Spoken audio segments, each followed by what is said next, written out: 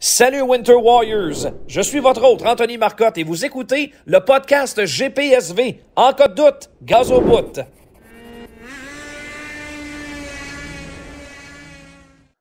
Bienvenue tout le monde dans cette capsule du Grand Prix Skidoo de Valcourt. Ici Anthony Marcotte avec le pilote de snowcross Théo Poirier qui est à notre compagnie. On le rejoint au Minnesota présentement. Salut Théo, comment ça va?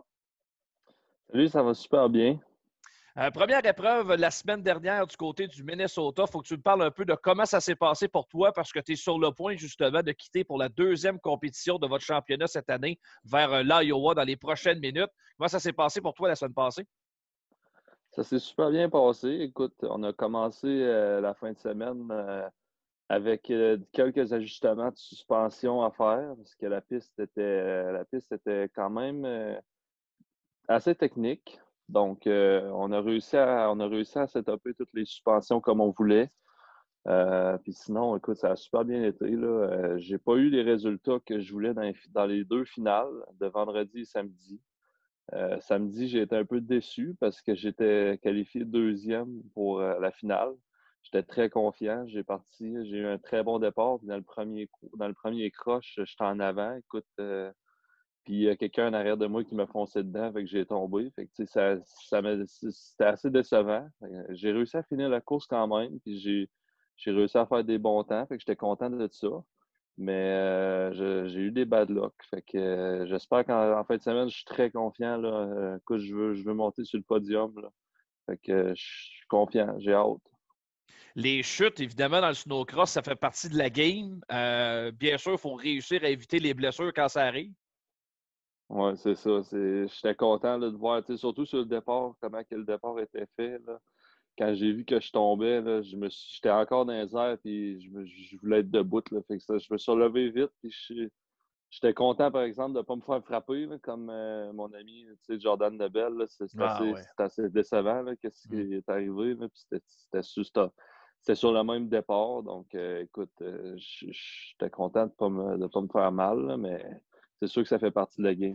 Il y a toujours des risques au métier, évidemment. Ça demeure un sport dangereux où ce que les blessures font partie de la réalité du sport. Dis-moi, le contexte 2020-2021 est très différent pour tout le monde. On est rendu à faire des conférences Zoom puis des entrevues de toutes sortes de manières. Mais pour les athlètes professionnels, c'est un peu la même chose. On doit s'ajuster à la pandémie. Dans ton cas, quels ont été les principaux ajustements comparativement à ce que tu as déjà connu en compétition? Ben écoute, premièrement, ça remonte de loin. Là. Ça remonte de quand ma préparation a commencé à la fin de l'été. Tu sais, une préparation, c'est de l'entraînement dans les gyms, l'entraînement extérieur un peu. Mais garde, c'est sûr que c'était compliqué déjà en partant là parce que tous les gyms ont fermé. Mais je suis chanceux parce que j'ai un bon entraîneur, puis j'étais bon pour m'entraîner chez lui, puis j'ai été bon pour me préparer chez lui. Puis sinon, arrivé au Minnesota, écoute, je suis assez surprenamment, le COVID est beaucoup moins pire qu'au Québec. Tu sais, c'est pas pris de la même façon, je dirais.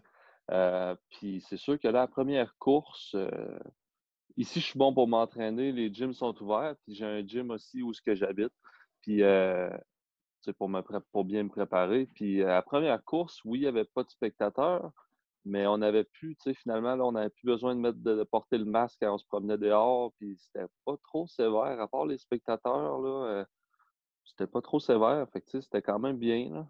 J'étais content de voir ça.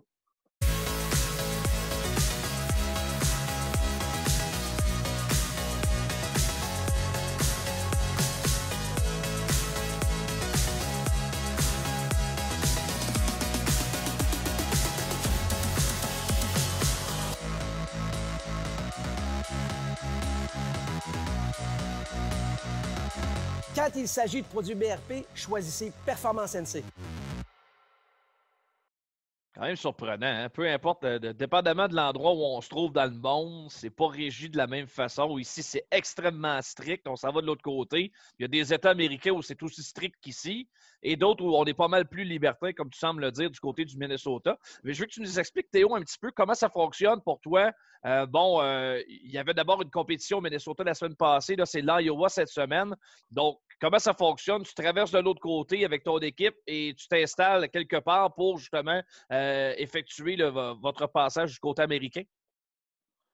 Écoute, c'est ça. Là, on part dans pas long. Nous autres, c'est 4 heures de route à peu près. Donc, tu sais, ça se fait super bien. Puis là-bas, là, encore là, les règles là, du COVID sont beaucoup moins pires. Les spectateurs sont permis. Donc, tu sais, c'est assez fou d'y penser, là. Tu sais, moi, j'ai encore ma mentalité du Québec, que tu rentres dans un poste à gaz, puis tu as besoin de ton masque. Puis si tu n'as pas ton masque, oublie ça, là.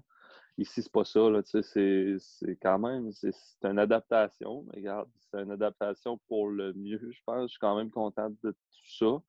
Puis effectivement, là, je m'en vais là-bas. On va rester dans un hôtel proche de la track. Aujourd'hui, on arrive là-bas. Nous autres, le trailer est parti hier. Donc, quand je vais arriver, tout va être déjà installé. Euh, Tu sais, je vais aller placer mes choses, me mettre prêt pour demain. Puis demain, je commence à 2 heures. Donc, tu sais, je suis pas stressé. Demain matin, je me lève. Puis je suis tranquille jusqu'à 2 heures. À 2 heures, l'action commence.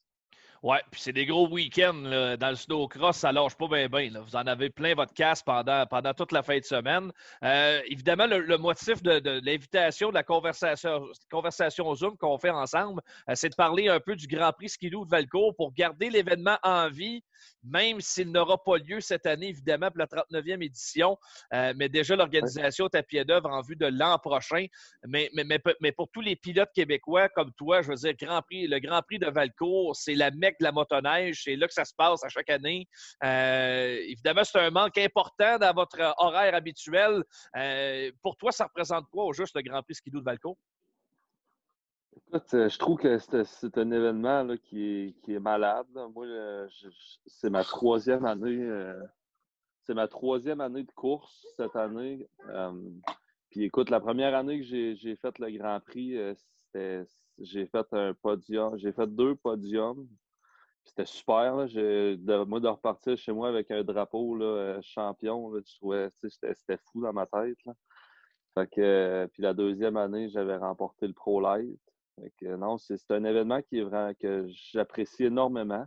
Puis l'année passée aussi, j'avais fait de faire un podium en pro. J'avais fini troisième en pro. Tu sais, je trouvais que je capotais encore une fois. Puis non, c'est sûr que c'est un événement qui va nous manquer cette année. Puis en espérant pouvoir y retourner l'année prochaine, ça c'est sûr. Ben, connaissant l'organisation de l'événement, on peut s'attendre à quelque chose de big pour la prochaine édition 2022. Évidemment, il faut souhaiter que la situation se calme et que la pandémie là, soit chose du passé l'an prochain. Mais bon, on se croise les doigts que ça aille dans cette direction-là. Théo Poirier, je sais que tu es occupé, que tu es sur le point d'embarquer dans la voiture direction l'Iowa à Tyson en fin de semaine, justement, pour la prochaine compétition en snowcross. Bonne chance, mon cher, on se reparle très bientôt. Parfait, merci beaucoup.